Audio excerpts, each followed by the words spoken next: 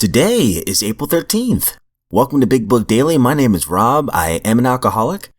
It's a thrill, honor, and joy to be here with you today as we journey through the Big Book of Alcoholics Anonymous and the 12 Steps and 12 Traditions. Today, out of the Big Book, we're going to be reading our personal stories, Part 2, They Stopped in Time, Story number 3, Physician Heal Thyself, pages 305 through 308. We're actually going to finish that story today. And out of 12 and 12, we're going to be continuing our journey through step 12 by reading page 112. A lot of 12s in that.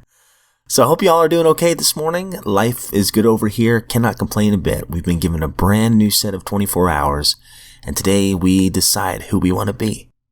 So I'm pretty excited to get a fresh start today. So with that, let's go ahead and get to the good stuff. So if you'll recall from the Big Book in yesterday's reading, our physician here, but we could hear the pride in some of the things he was saying, pretty much since the very first paragraph. Right close to where we left off yesterday, he has started attending AA meetings, so he's admitted that he's got a problem, but he's still looking about the room like, I cannot believe I'm here with these people. He's trying all these other things, and still nothing seems quite right. Finally, his friend Clark says, hey, why don't you check out page 58 and see what it says? So, a little refresher. It says here, so I did. This is on 305. I got the Big Book and I read it, and this is what it said. Rarely have we seen a person fail who has thoroughly followed our path. The word thoroughly rang a bell. A little further. Half measures availed us nothing. We stood at the turning point. We asked his protection and care with complete abandon. Complete abandon. Half measures availed us nothing. Thoroughly followed our path. Completely give themselves to the simple program. Rang in my swelled head. He's starting to admit that he is a little prideful here with that swelled head, so that this might be a turning point for our friend here. So we're going to begin on the bottom of page 305.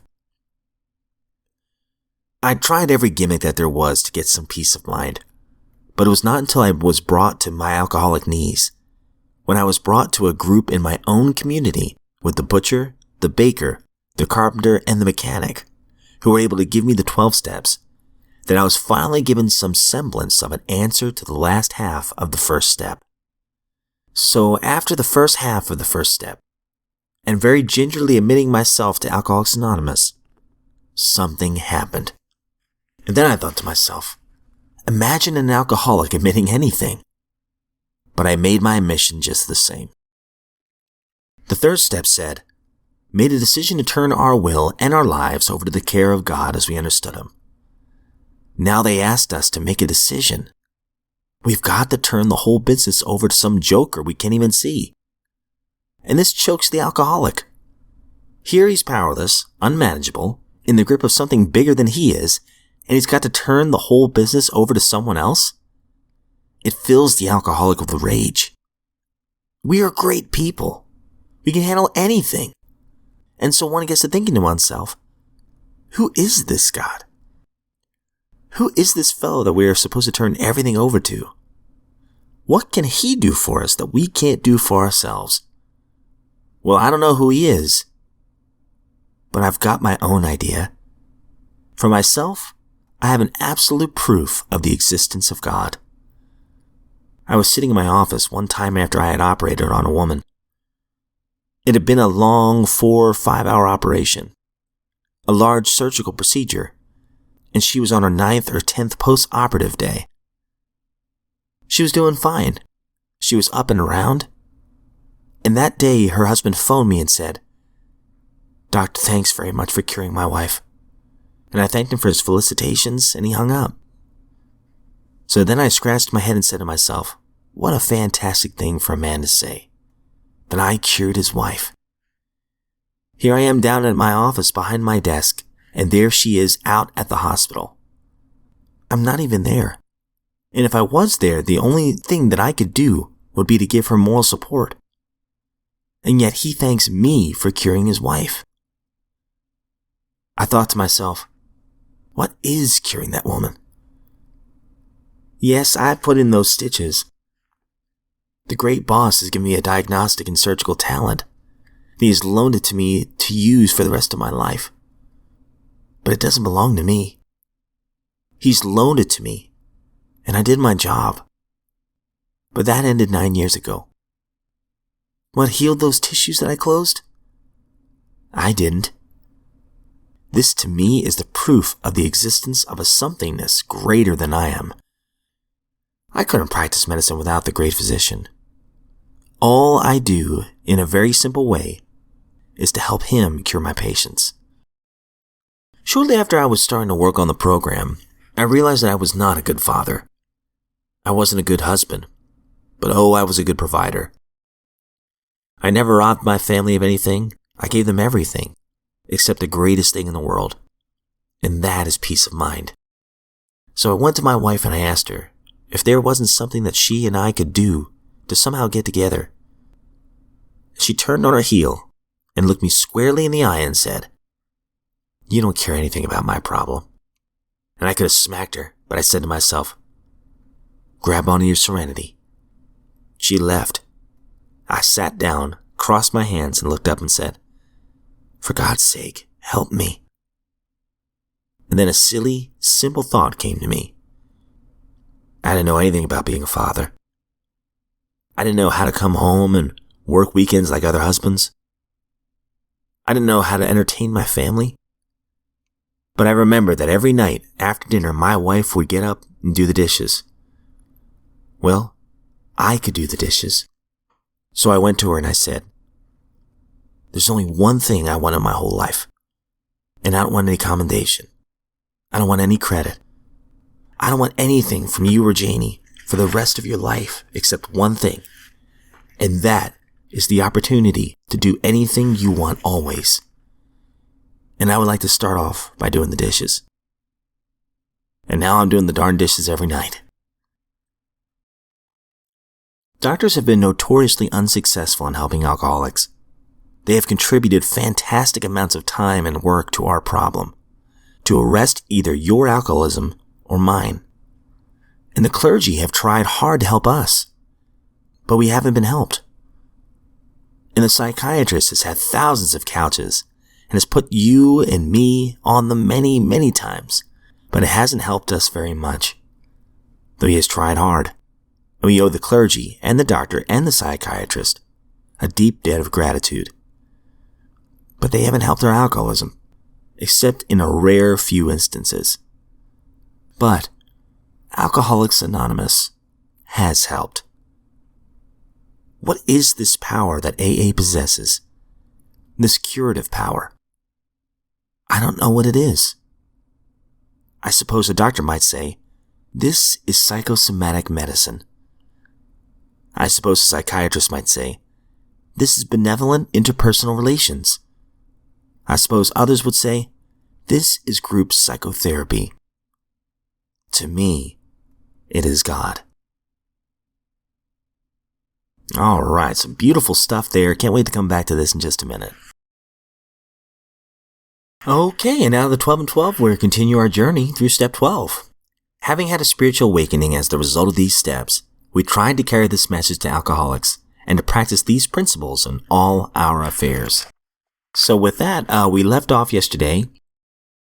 Now comes the biggest question yet. What about the practice of these principles in all our affairs? Can we love the whole pattern of living as eagerly as we do the small segment of it that we discover when we try to help other alcoholics to achieve sobriety? Can we bring the same spirit of love and tolerance into our sometimes deranged family lives that we bring to our AA group? So, yeah, we're going to talk about the rest of our lives here. We're going to begin on page 112. Can we have the same kind of confidence and faith in these people who have been infected and sometimes crippled by our own illness that we have in our sponsors? Can we actually carry the AA spirit into our daily work? Can we meet our newly recognized responsibilities to the world at large? And can we bring new purpose and devotion to the religion of our choice? Can we find a new joy of living and trying to do something about all these things? Furthermore, How shall we come to terms with seeming failure or success? Can we now accept and adjust to either without despair or pride? Can we accept poverty, sickness, loneliness, and bereavement with courage and serenity? Can we steadfastly content ourselves with the humbler, yet sometimes more durable, satisfactions when the brighter, more glittering achievements are denied us? The AA answer to these questions about living is yes. All of these things are possible. We know this because we see monotony, pain, and even calamity turned to good use by those who keep on trying to practice AA's 12 steps.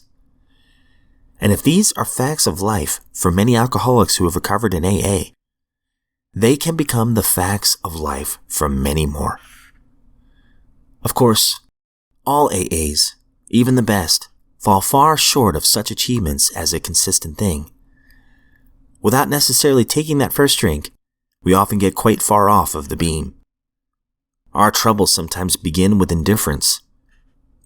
We are sober and happy in our AA work. Things go well at home and the office. We naturally congratulate ourselves on what later proves to be a far too easy and superficial point of view. Okay, guys, so we'll stop there. And while this is fresh, I love it.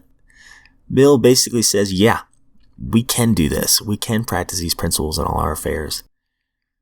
Honestly, drinking for me was a symptom of a deeper rooted issue. Why was I drinking in the first place? It's because I didn't know how to deal with things. Whether it was anger, whether it was joy, whether it was fear, whether it was boredom. I didn't know how to deal with it in a healthy way. And these 12 steps have led me closer to my higher power and helped me to be a more honest person and be more accepting of things that I cannot change, but also more courageous to change the things I can, where I don't have to drink to deal with anything. And I'm slowly but surely becoming, I believe, the man I was supposed to be. The man that I believe the God of my understanding intended for me to be. But I have to practice these principles in every part of my life. And let me tell you something, I am going to be a work in progress to the day I die. There are glaring defects in my life that sometimes I give to my higher power, sometimes I take them back. It's a daily thing. And today, I choose to give them my higher power. And again, today, I decide who I want to be. It's a choice. I'll always have a choice. I am not a victim. But going back to the big book real fast, here's another success story. I love that he is a physician. And he goes, you know what? I did the work and God has equipped me with some skills, but I didn't do the healing. It's an interesting way to look at it, you know? It's like we can try our best to take care of our hearts. I mean, the God of my understanding, in my opinion, makes it beat. There are so many things that are not in my control. And it's a humbling experience to think about that and accept that.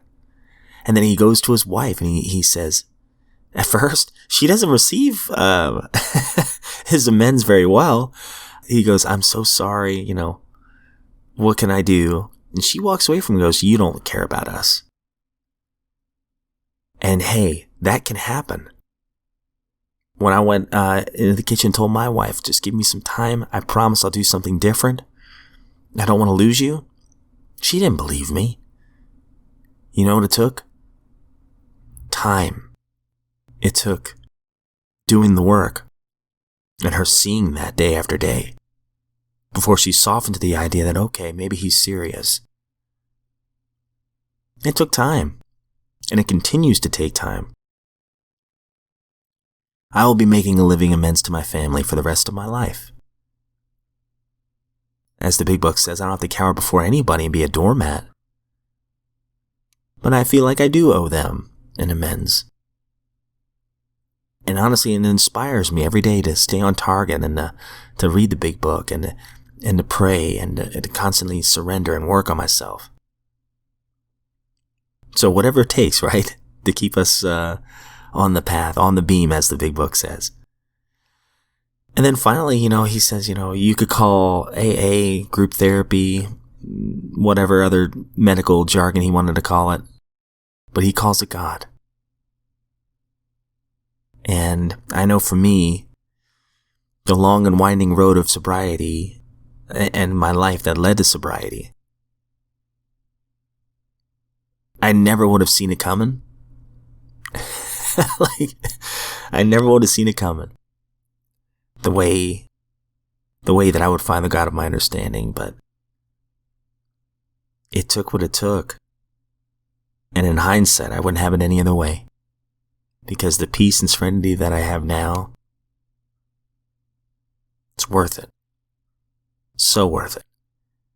I just owe my relationship to my higher power to these 12 steps. And I'll always be grateful for that. Thank you so much for joining me in this Lifeboat of Recovery today. Again, I don't speak on behalf of AA, NA, Al-Anon, or any other sect or denomination or religion or politics. I don't speak on behalf of any of that stuff. I am just a friend in recovery, thrilled and honored to be here. And if we are given another set of 24 hours, I look forward to seeing you back here tomorrow.